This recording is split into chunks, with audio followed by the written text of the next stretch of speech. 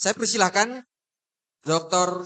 Bara Susanto untuk memberikan pandangannya dan mohon singkat, padat, dan berisi karena forum ini sangat terbatas dan memang kami batasi. Saya persilakan Prof. Pak Dr. Bara Susanto. Semuanya izin, saya Bara Susanto. Saya bukan dokter, saya bukan profesor.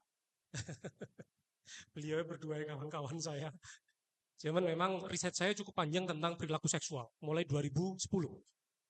Bukunya sudah selesai, saya bikin ilmu baru, patennya alhamdulillah saya yang punya. Jadi seluruh dunia kalau tanya lovology, alhamdulillah saya Bara Susanto.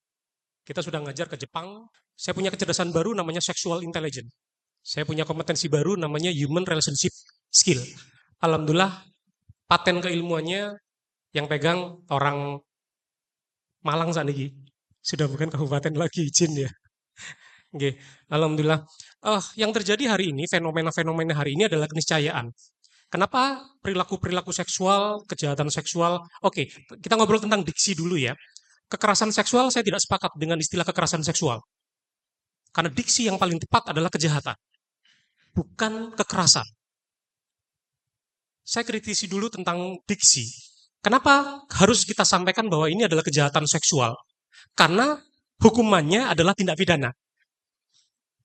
Sesuatu yang dihukum dengan KUHAP artinya dia kejahatan.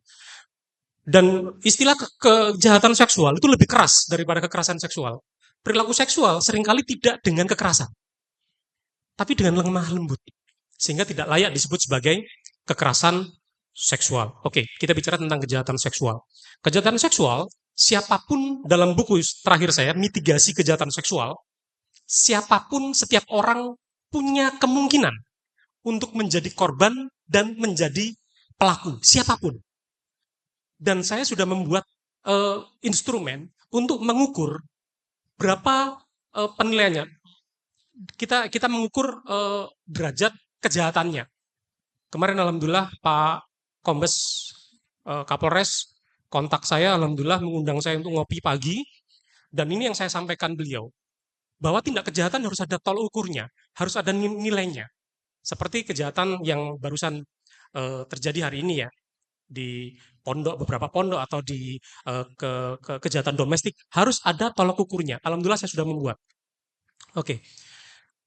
Perilaku seksual menyimpang hari ini tentang LGBT dan yang lain-lain terjadi karena kesalahan epistemik. Karena ilmunya nggak ada. Coba ilmu tentang human relationship sejak zaman Nabi Adam sampai hari ini tidak ada. Sejak era prasokratik sampai keilmuan modern hari ini, ilmu tentang human relationship itu tidak ada. Sehingga kalau kita mau diskusi panjang lebar, sudah gagal di awal. Karena epistemologinya tidak ada.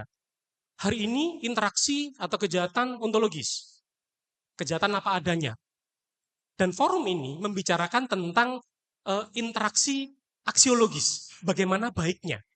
Pertanyaan saya sederhana. Epistemologinya apa yang dipakai? Nggak ada.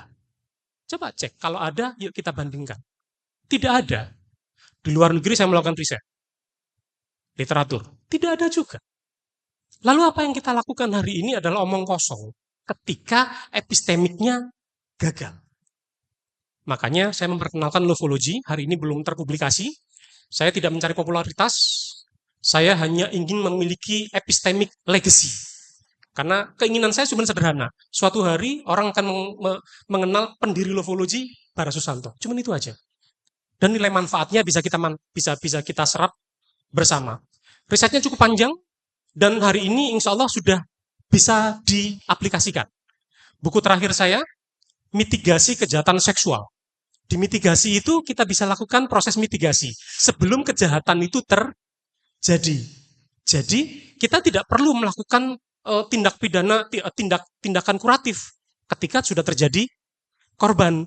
Social cost-nya tinggi. Ketika sudah terjadi korban, ada social cost, ada personal cost, ada relationship cost yang harus ditanggung oleh penyintas.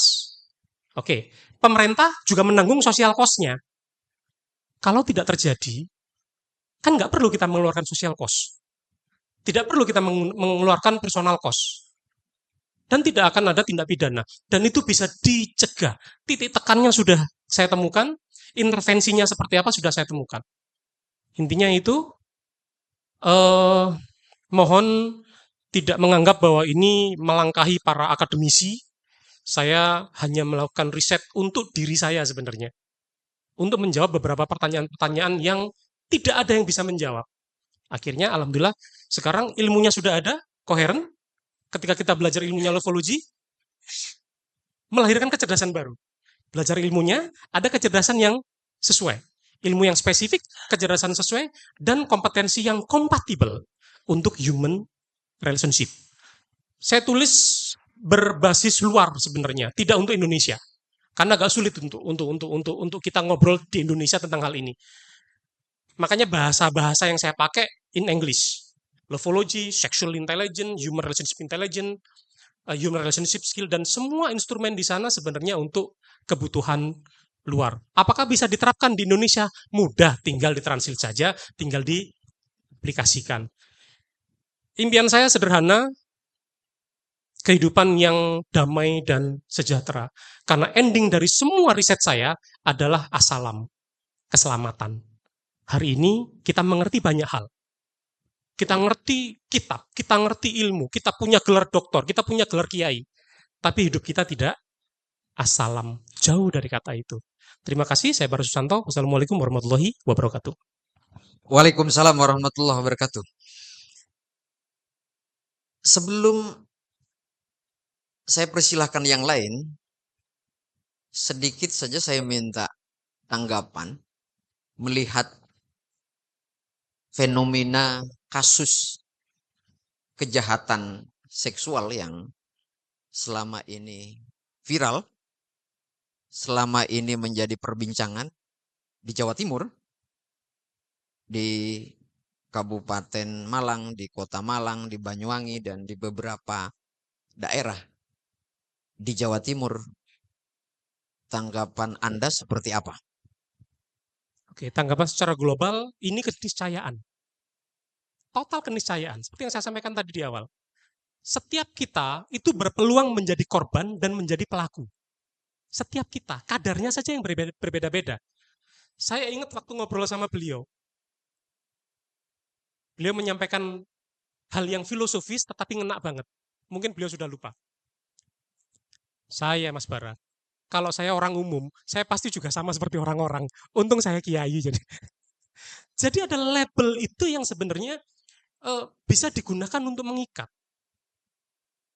Dan hari ini semua orang punya peluang yang sama. Tentang LGBT, tentang perilaku. Kita tidak bisa menghukum hasratnya.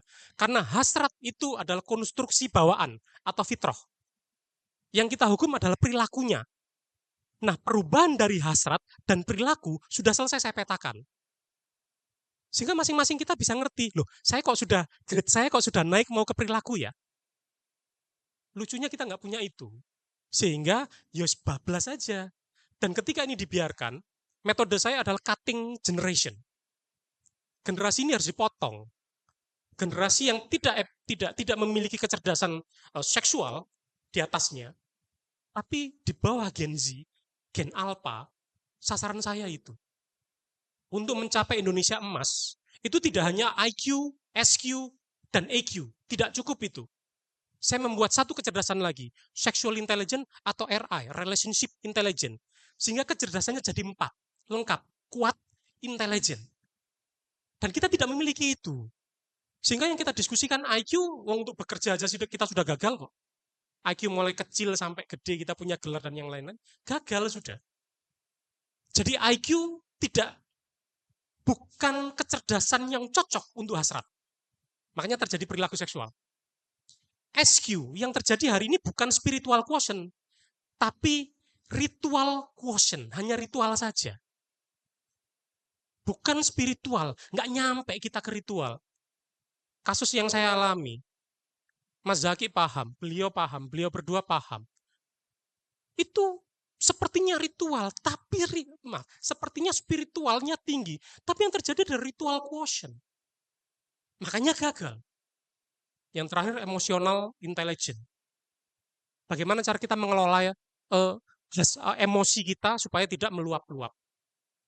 Tapi yang terakhir hidup kita dikendalikan 24 jam oleh SI, sexual intelligence. Sehingga kalau mau kasus hari ini terjadi ya karena runtutan semua hal, poin-poin yang insya Allah sudah saya petakan dan itu terjadi semua.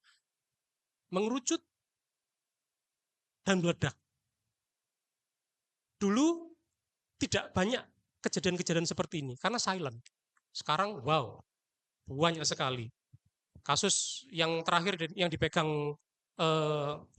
Mas Zaki ini beliau, saya ngobrol sama pengacaranya, saya ketemu sama pengacaranya, Mas Solehudin. Saya ketemu sama pengacaranya, kita diskusi panjang. Yang terjadi, nah itu kenapa harus bisa diukur dampaknya seperti apa, sehingga grade-nya itu kejahatannya bisa diukur gitu loh Mas. Mas, kejahatan seperti ini, oh ditentukan seperti ini. Kalau kejahatannya seperti ini, ditentukan seperti ini. Dan di yang lain-lain kan kejahatannya luar biasa. Dan itu kita tidak memiliki indeks untuk mengukur itu. Gitu, Mas. Ngapunten. Siap. Terima kasih. Tepuk tangan untuk Mas Bara Susanto.